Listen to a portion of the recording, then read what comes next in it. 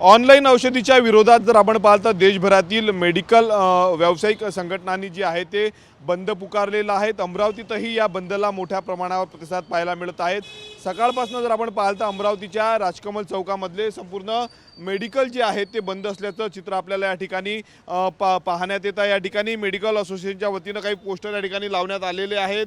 Online औषधी विक्री बंद करा, सोबतच कॉर्पोरेटद्वारे अनव्यावसायिक डिस्काउंट बंद करा, बनावट औषधीपासून देश वाचवा या आशयाची मागणी या ठिकाणी केलेली आहे। आणि त्याच पार्श्वभूमीवर all India organisation of chemist and ड्रगिस्टच्या वतीनं जे आहे ते आज देशभर संप पाळला जातो। आपण बघू शकतो सकाळपासून जे आहे ते संपाला प्रतिसाद या ठिकाणी पाहायला मिळत आहे। याचा फटका जो आहे तो रुग्णांना देखील त्याच्या नातेवाईकांना औषधासाठी आलेले नातेवाईक जे आहे ते वापस जात आहे। आपण बघू शकतो राजकमल चौकामधलं हे अत्यंत महत्त्वाचं मेडिकल मार्केट आहे आणि या ठिकाणी संपूर्ण औषधीचे जे आहे ते दुकानं आहे, परंतु सकाळपासून एकही दुकान आज उघडलेलं नाही। त्यामुळे औषधी कुठून खरेदी करायचा असा प्रश्न उपस्थित झालेला आहे। दुसरीकडे प्रशासनाच्या वतीनं काही हेल्पलाईन नंबर देखील जारी करण्यात आलेले आहे।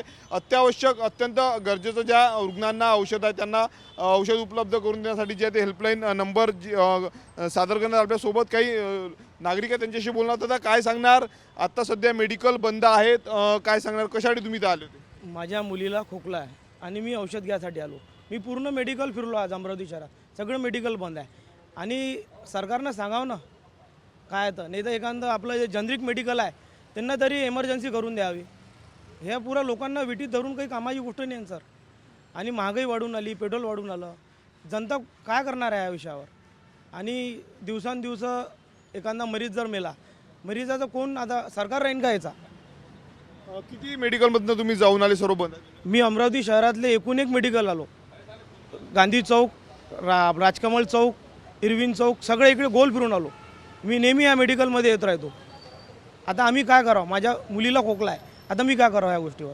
नक्कीच मुलीची प्रकृती योग्य नाही, त्यासाठी औषधासाठी या ठिकाणी आलो, परंतु मेडिकल बंद आहे आणि त्यावर सरकारनं तोडगा काढला पाहिजे अशी मागणी जी आहे ती या ठिकाणी नागरिकांच्या वतीनं करण्यात आलेली आहे। कॅमेरामन निकेत दहातोंडेसह मी स्वप्नील उमाप, TV9 मराठी, अमरावती।